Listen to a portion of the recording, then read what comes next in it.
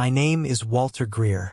I'm 58, and I run the hardware store on Liberty Street in Pinedale, Oregon. I've owned it 22 years, ever since I bought it off Old Man Castillo when he retired and his knees finally gave out on him. I know the sound of every loose floorboard in that building, right down to the third one past the paint counter that creaks no matter how careful you step. I know which customers are fixing a porch and which ones are really just fixing a marriage by keeping their hands busy on something else for a while. It's not a flashy job. Nobody ever got rich selling washers and 2x4s in a town of 4,000 people. But there's something steady about being the same face behind the same counter every day, for people whose lives don't have a lot of steady left in them. For 4 years before the night I'm about to tell you about, my own life didn't have much steady in it either. My wife Helen died of a long illness, the kind that doesn't hurry, that takes you a piece at a time until there's nothing left to hold on to but the love itself. After she was gone, I shut a door inside myself and didn't plan on opening it again. I told my friend Walt, who runs the feed store 2 doors down, that I was done with all that. Dating, hoping, any of it. Walt didn't take that for an answer. For 2 years he brought it up every chance he got, usually while I was ringing up his paint cans. "You're not dead, Walter," he'd say. "You just act like it." I'd wave him off, same as always, tell him to grab his receipt and get back to his feed store. One time he followed me clear out to the loading dock still talking about it, and I had to tell him I had inventory to count just to get him to quit. But Walt's a stubborn man, and eventually he wore me down the way water wears down a stone. Slow and then all at once. He caught me on a slow Tuesday afternoon, no customers in the store, nothing for me to hide behind, and he just stood there with his arms crossed until I finally said fine. One Thursday I agreed to meet a woman he knew from church. Her name was Ruth. That's all he told me. No picture, no backstory. Just a name, a time, and a place. The Magnolia Diner on Main Street, 7 o'clock. I'll admit something embarrassing. I ironed a shirt that evening for the first time in years, and I made a mess of it. Wrinkles right down the front you could see across the room. I didn't even own a working iron, truth be told, had to borrow Walt's, and I still managed to scorch a little mark near the collar that I covered up best I could. I almost didn't go at all. Sat in my truck in the diner lot for a good 10 minutes, hands on the wheel, engine off, asking myself what a worn-out hardware store owner had to offer anybody. Watched a couple walk in together, laughing about something, and that nearly did it. I came close to just turning the key and driving home. I didn't, though. I went in, took a booth near the back, the one by the window where I could see my own truck still parked out there like an escape hatch, and waited, feeling like a fool in a badly ironed shirt. She came in a few minutes late, the bell over the door jangling, cold air following her in. I noticed her right away, kind, tired eyes moving a little careful, like her knees gave her trouble going over the threshold. She wasn't alone. Beside her was a little girl, maybe 6 or 7, gripping her hand and looking around the diner like she was memorizing the exits, the way kids do when they've learned someplace new could turn out bad. That wasn't what I expected. Not even close. Ruth scanned the booths till she found me, and something crossed her face. Not quite panic, more like a person bracing before a cold pool. She slid into the booth across from me, and the girl climbed in next to her, quiet as anything, hands folded in her lap like she'd been told to behave. Before Ruth said hello, before she said much of anything, she looked down at her own hands on the table. Her knuckles were a little red, like she'd been wringing them in the car, and in a voice that sounded rehearsed, like she'd practiced it on the drive over, she said the sentence I still haven't forgotten. "I'm sorry. I'm not what you expected." I didn't know yet what she meant by it, not the full weight of it, not the whole story sitting behind those 5 words. But I could see in her face she was already bracing for me to get up and leave, maybe toss a few dollars on the table for her trouble and walk out without a word. She had the look of a woman who'd been let down enough times that she'd started apologizing before anybody even had the chance to do the letting down themselves. I'd seen that look before, more than once, just never quite from the other side of a diner table like that. What I said back to her is the reason I'm telling you any of this at all tonight. But to understand why it landed the way it did, you need to know how much both of us had already lost by the time we sat down across from each other in that booth. Because what happened next wasn't a simple date between 2 strangers feeling each other out. It was two beat-up people finding out, mostly by accident, that they weren't as alone in it as they'd both come to believe. If you want to know what I told her, and why it made her cry right there at that table, stick with me. This one goes somewhere worth the time. I promise you that much. Ruth's hands were shaking a little, waiting on my reaction. She had them flat on the table, fingers spread, like she was trying to hold the table still instead of the other way around. I hadn't said anything yet, and the quiet between us felt longer than it probably was. Somewhere behind the counter a coffee pot hissed, and a fork scraped a plate 2 booths over, and none of it filled the silence the way I wanted it to. "This is my granddaughter, June," she said, nodding at the girl, who was folding her napkin into smaller and smaller squares without looking up. My sitter canceled an hour before I left the house, and I didn't have anyone else to call. I almost didn't come at all. Figured a man doesn't sign up for a blind date and get handed a 7-year-old with the check. She let out a breath that wasn't quite a laugh. "I'm raising her by myself. Her parents, my daughter and her husband, they were killed in a car accident a little over 2 years back. There wasn't anybody else, so I took her in. It's been just the two of us since." I sat with that a second, the words settling in. A woman who'd lost her own daughter, now raising that daughter's child alone, showing up to a blind date with nowhere else to turn that night and already certain it would end before it started. June, beside her, had stopped folding the napkin and was watching me now too, waiting to see what kind of man I'd turn out to be. I wasn't a man who smoothed things over back then. Hadn't been in years. I wasn't going to tell her it was fine, or that she looked lovely, or any of the things you're supposed to say to put a woman at ease. I was tired of smooth things, tired of people tiptoeing around me with careful words since Helen passed. So I told her the truth instead, the way you hand somebody something heavy because you trust they can hold it. "Ruth," I said, "can I be honest with you? I think we'd both do better with honest than with the usual." She looked up, wary, waiting for the catch, like she'd heard plenty of men say something close to that before changing the subject right after. "Here's the thing about what I expected tonight," I said. "Nothing. I gave up expecting anything good a long time back. My wife, Helen, she passed 4 years ago. Slow illness. I watched it take her a little at a time till there wasn't much left of the woman I married except how much I still loved her. I ironed this shirt badly because I haven't had a reason to iron one in years. Sat in my truck outside this diner 10 minutes trying to talk myself into walking in, because I kept thinking, what's a worn-out old hardware man got to offer anybody? I looked at her steady. "So when you tell me you're sorry you're not what I expected, lady, you've got it backwards. We're two people the world already wrote off. And sitting across from somebody who knows exactly what that feels like is the first time in 4 years I haven't felt completely alone in it." That's when her eyes filled up. Not big crying. Just glassy, lips pressed together, one tear getting away before she caught it with the back of her hand. "I came here ready to be let down easy," she said, laughing a little at herself through it. "Had the whole speech planned. Give him the out before he takes it. Been doing that 2 years now. I know that move," I told her. "Think I invented half of it." She really laughed then, a real one, head tipping back a little, and something in her shoulders let go, like she'd forgotten she was even carrying it. June looked up from her napkin for the first time, studying me the way kids do when they're deciding if an adult's safe. She had her grandmother's same tired eyes, I noticed, just younger, not worn down quite yet.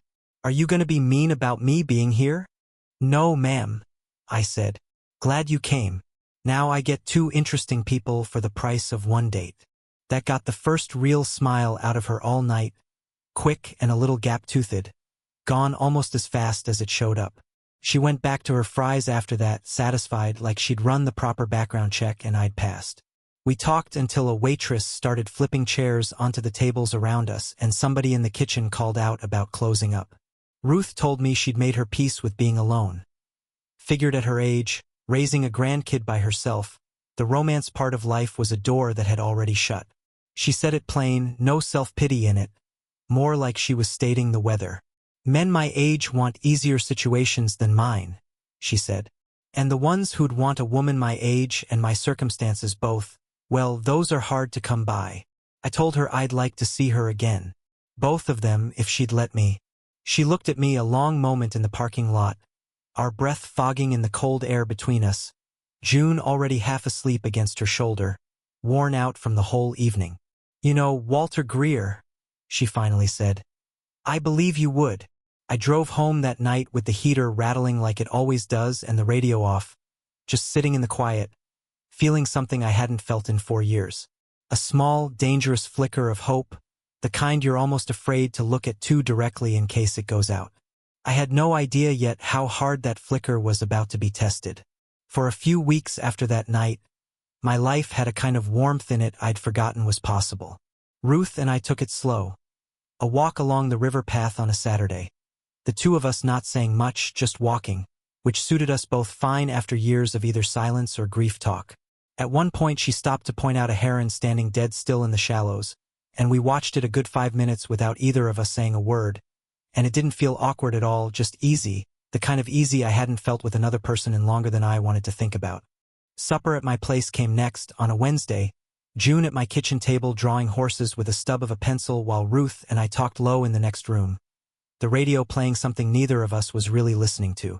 June started coming around the store after school too, dropping off drawings while Ruth ran errands a few doors down at the post office or the pharmacy. I taped the drawings up behind the register, right next to the receipts I never got around to filing. Customers started asking who the little artist was.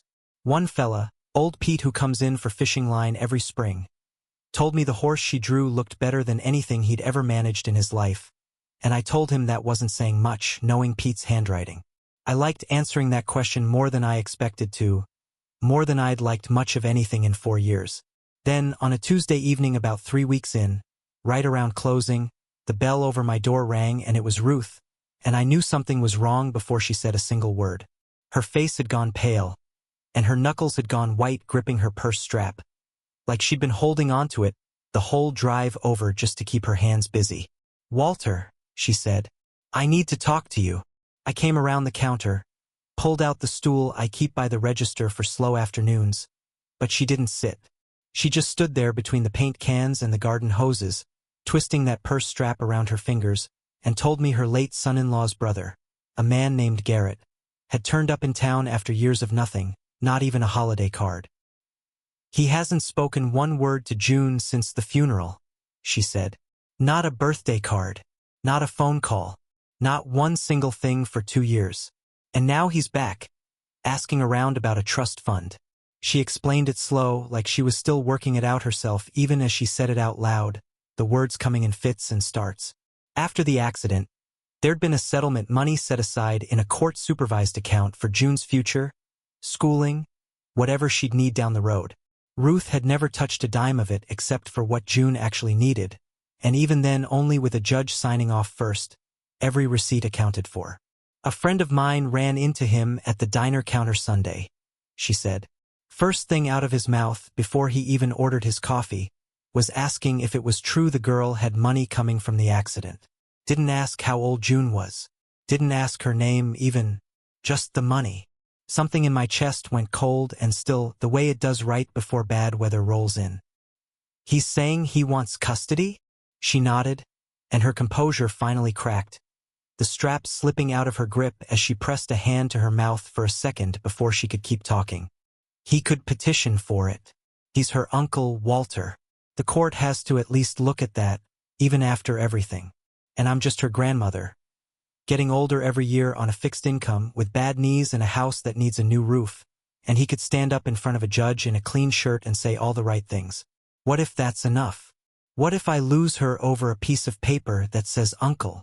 I watched her come apart right there in my store, surrounded by the ordinary things I sell every day, hose nozzles and bags of grass seed. None of it any use to her at all in that moment. I made a decision then that I didn't second-guess, not even a little. I took her shaking hands in mine, my grip steady where hers wasn't. Ruth, look at me. You're not facing this alone. Not while I've got breath in me. She looked up, startled, like she hadn't expected anyone to say that and mean it. I know we've only known each other a few weeks, I said, but I don't say things I don't mean. Whatever's coming, we face it together. You, me, June. I'm in this. She cried again, right there among the hammers and seed packets, but it was different than the diner. That first time had been relief. This time it was something closer to not having to carry it by herself anymore. I walked her and June home that night, June half asleep on her feet by the time we reached the porch, leaning into Ruth's side. On the porch, before she went in, Ruth said quietly, "I don't know what I did to deserve somebody showing up right when I needed it." "You didn't do anything," I told her. "Sometimes the timing just finally goes your way. We're going to fight this, Ruth." She nodded, not quite trusting her voice, and went inside with June, and I stood on that porch a minute longer than I needed to, watching the porch light go off behind the curtains. I meant what I'd said. I had no idea yet how much fighting it would actually take. The days after that moved strange. Fast in some ways, painfully slow in others. Ruth hired a lawyer, a sharp woman named Patricia who worked out of a little office above the bakery on 3rd Street. The smell of bread drifting up through the floorboards even during business hours. 15 years handling custody cases, she told us, and she didn't deal in comforting lies. She had a way of looking at you over her glasses that made you sit up straighter. "I'll tell you straight," she said, flipping open a yellow legal pad. "A biological relative has standing here. If Garrett shows up saying the right things about wanting to be in June's life, a judge has to take that seriously, at least at first. We can't just lean on Ruth being a good grandmother, because good isn't always enough on paper. We need to show the court what's actually driving him. And if we can't prove it?" Ruth asked, her voice tight, hands knotted together in her lap. "Then we work with what we've got. 2 years of total absence, no calls, no cards, not one birthday remembered. That tells its own story on its own. But if we can show his sudden interest lines up neat with him hearing about that trust fund, the whole picture shifts in our favor. So that's the job starting today. Find out what's true, and find people willing to say it under oath. I'm not a man who sits still well when somebody I care about is in trouble. Never have been. Over the next few days I did what I know how to do in a small town. Pay attention, ask quiet questions, let people talk while I rang up their hardware. Pinedale's the kind of place where everybody eventually hears everything, if you know who to ask and you're patient about it. I stopped by the diner counter where Garrett had been seen and got to talking with the waitress who'd served him, a younger woman named Donna who I'd known since she was in pigtails. She remembered him clear as anything. "First thing out of his mouth before he even ordered coffee," she said, lowering her voice and glancing toward the kitchen like the walls might be listening. "Was asking if it was true the little girl had money coming from the accident. Didn't ask her name. Didn't ask how old she was. Just the money, Walter. I served him eggs and he never once asked about that child like she was a person. I thanked her, left a bigger tip than I needed to, and kept my voice even on the way out, though my jaw stayed tight the whole walk back to the truck. At home, things weren't easy either. June had started picking up on the tension, the way kids do even when you think you're hiding it well. One evening, while Ruth was helping with homework at the kitchen table, June looked up and asked, quiet, "Is somebody going to try to take me away from Grandma Ruth?" Ruth told me later her heart about stopped. She made a call right then not to lie to the girl. June had already had enough people vanish on her without warning. "There's a man," Ruth told her gently, "who says he wants you to come live with him. But sweetheart, listen. I'm fighting that with everything I've got, and Walter's helping me, and a lot of people are on our side. I'm not going to let it happen. I promise you that." June didn't answer. She just wrapped her arms around Ruth's neck and held on. The way you hold something you're afraid might slip. The next evening I came by for supper, and I could feel the worry still hanging in that house like something you could almost reach out and touch. June was quiet at the table, picking at her food instead of eating it, pushing peas around her plate without bringing the fork up once. Ruth caught my eye across the table, looking like she didn't know how to reach her, like she'd already tried everything she knew. So I tried something else. "June," I said, "I happen to know your grandmother makes the worst biscuits in the state of Oregon. Just terrible. Somebody ought to show her how it's really done. Want to help me embarrass her a little?" June blinked, confused for a second, fork stopping midair. Then a surprised laugh got loose, almost like it caught her off guard. "Grandma's biscuits aren't that bad." "Pretty bad," I said, straight-faced, not breaking even when Ruth shot me a look from across the table. Come on, let's fix it. For the next hour, the three of us crowded that little kitchen, flour dusting the counters and June's nose in the front of my shirt, me messing up the recipe on purpose, dropping a measuring cup just to hear her laugh, pretending I couldn't tell baking soda from baking powder when I could have told you blindfolded. Ruth stood in the doorway at one point just watching us, dish towel in her hands, and I caught her wiping her eyes once when she thought I wasn't looking. Later, after June had fallen asleep on the couch with flour still dusted in her hair, Ruth and I sat on the porch steps in the cool night air. You didn't have to do that, she said, looking out at the street instead of at me. Make her laugh tonight of all nights. That's exactly why I did it, I said. She needed one ordinary evening in the middle of all this. We all did, come to think of it. She was quiet a while, arms wrapped around her knees. I think I'm falling for you, Walter Greer, she finally said. Like the words caught her off guard too, like she hadn't planned on saying them out loud yet. Good, I said, because I think I fell for you somewhere around the part where you apologized for existing, and I'm not the kind of man who falls twice. She laughed soft, a real laugh, and leaned her head against my shoulder. And for a few minutes the fear about Garrett and the court went quiet between us. Not gone, just quiet enough to breathe through. It wouldn't stay quiet long. The hearing was getting close, and we still didn't have proof solid enough to stand up in front of a judge. The week before the hearing was the hardest stretch I'd lived through since burying Helen. Every day brought some new piece, some scrap of information that either helped our case or made my stomach drop a little further, and every night brought a fresh round of doubt about whether any of it would add up to enough. Patricia kept digging, and so did I, in whatever hours the store let me spare.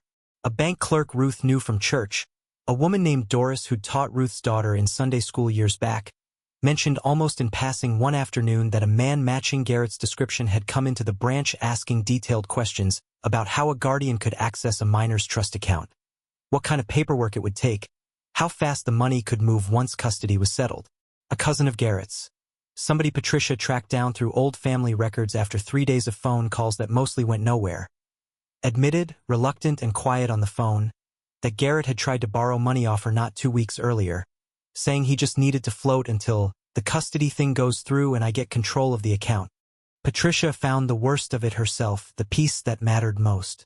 Phone records, gotten through a subpoena her office filed, showed Garrett had called the trust office not once but twice, asking pointed questions about withdrawal procedures and timelines, weeks before he ever filed a single paper claiming he wanted to raise his niece. This is good, Patricia said, spreading the papers across her desk in neat, overlapping rows like she was building a case brick by brick. Shows a clear pattern. Money first, the father story second, dressed up after the fact. But I want you both to hear me on this. Having the truth and being sure of winning aren't the same thing. A judge could still look at uncle on a piece of paper and weigh that heavier than we'd like. We prepare for either outcome, you understand me? Either one. Ruth nodded, but I could see the fear sitting behind her eyes. The same fear I'd been carrying myself some nights, lying awake running through every way this could still go wrong despite everything we'd found. A few days before the hearing, I came by to drop off paperwork Patricia needed signed, and found Ruth alone at her kitchen table after June had gone to bed. Head in her hands, shoulders shaking quiet so she wouldn't wake the girl upstairs. The strongest woman I'd met in years, finally cracking under the weight of carrying it all on her own this long. I didn't tell her it would be fine. Ruth was too honest a person for empty comfort. Same as me, and we'd both learned the hard way that easy words don't hold up under real weight. I pulled out the chair next to her, sat down close, and put my hand flat against her back, feeling her breathing slow under my palm a little at a time. Listen to me, I said low. I don't know how Thursday goes. Nobody does, not even Patricia, no matter how confident she sounds in that office. But I know this much. That little girl has had you every single day for 2 years. Fed, held, listened to, loved more than most kids ever get in this life. Whatever a piece of paper says Thursday, you've already given her something Garrett can't touch with all his lawyers and all his nerve, which is knowing all the way down in her bones that somebody chose her. That doesn't go away. Not for a judge. Not for anybody. She didn't say anything back. Just leaned into me, forehead against my shoulder, and we sat there a long while at that table until the shaking stopped and her breathing finally evened out. I understood something that night, sitting in that quiet kitchen with the clock ticking too loud over the stove. Whatever happened Thursday, I'd already found somebody worth standing beside, no matter how the rest of it landed. The day before the hearing, I drove over to drop something else off at Patricia's office and ran into Garrett by accident in the parking lot, just as he was coming out from his own meeting with his lawyer down the hall. I recognized him right off from a photo Ruth had shown me weeks back. Restless eyes, a smile that didn't quite reach them, the kind of grin that's working too hard at being friendly. "You must be the new boyfriend," he said, like we were old acquaintances catching up, hand half raised like he might offer to shake. "Look, this doesn't have to get ugly. Maybe we work something out between us. Save everybody the trouble of court tomorrow." Something in me went calm and steady right then, the way it sometimes does right before you say the thing that actually matters. No shouting in me, no shaking. Just clear. "Garrett, let me save you some time," I said. "Tomorrow, Ruth's lawyer puts a waitress on the stand who heard you ask about June's trust fund before you asked one single thing about June. She puts your own cousin on the stand, and that woman will tell the judge under oath that you tried to borrow money off her until you got, in your own words, control of the account. And then she shows the judge phone records. You called that trust office twice, weeks before you ever filed a paper saying you wanted to be her guardian." I watched the color drain slowly out of his face, watched his eyes dart toward his lawyer's office door, like he was hoping somebody might come rescue him from the conversation. "A judge hears all of that tomorrow under oath on the record," I said. "Hears that you came back to this town chasing money and dressed it up as love for a kid you hadn't called in 2 years. Once he hears that, he's not just denying your petition. He's going to know exactly what you are. And so is everybody in this town, for a long while after." His mouth opened and closed twice, but nothing came out either time. "Withdraw tonight," I told him, steady. "Get in your truck. Leave the way you came 6 years ago. That girl's already lost her mother and father both. She is not losing the one safe home she's got left. Not to you and not for money. Make the smart call, for once in your life." He stared at me a long moment, jaw working like he wanted to argue, and I watched the calculation behind his eyes finally give out, the way it does for a man who only ever wanted the money, once the cost of reaching for it gets too steep to pay. He didn't say another word, just turned and walked back to his truck, got in, and sat there a minute before pulling out, like even he needed time to swallow it. By Friday morning, Patricia called the store to say Garrett had withdrawn his petition late the night before, filed the paperwork himself before 9 that morning. He was gone from Pinedale by the weekend, his truck just not parked outside the motel anymore one Saturday. As far as any of us ever heard, he never tried to reach June again.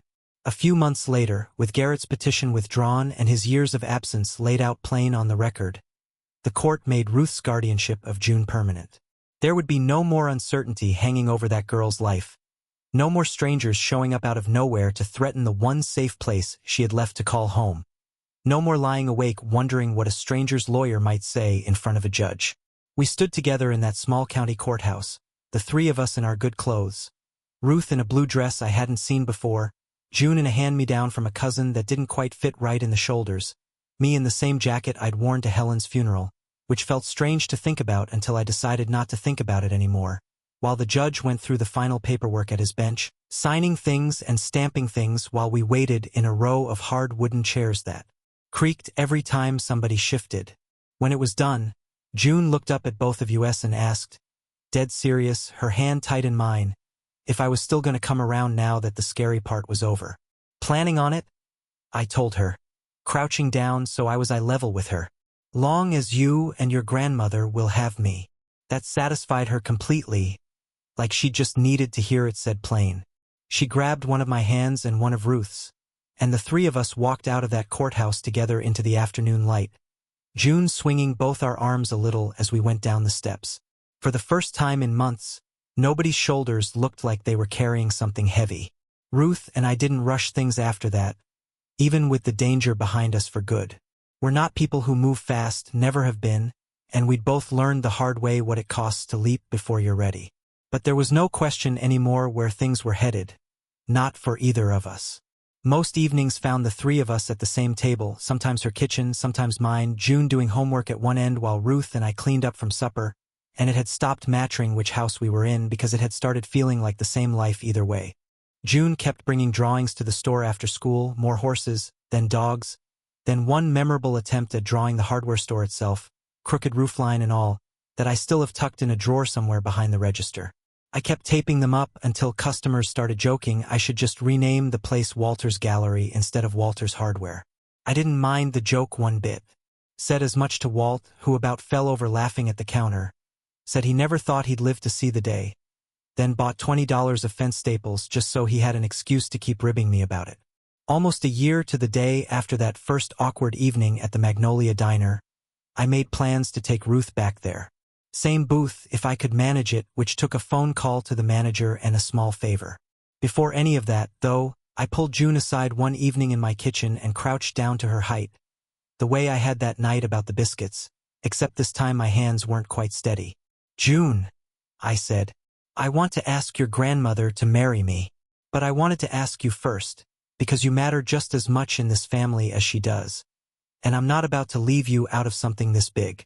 She didn't answer with words. She threw her arms around my neck so hard and so sudden I nearly lost my balance and had to catch myself against the counter, and she kept nodding against my shoulder over and over, like she couldn't say yes enough times to make it count. That evening I drove Ruth to the Magnolia Diner, telling her I had a craving for their pie and not much else, and we slid into a booth that looked almost exactly like the one from that first night. Same cracked red vinyl, same little jukebox selector bolted to the wall. She laughed when she realized where we were, shaking her head at the memory of how nervous she'd been a year ago.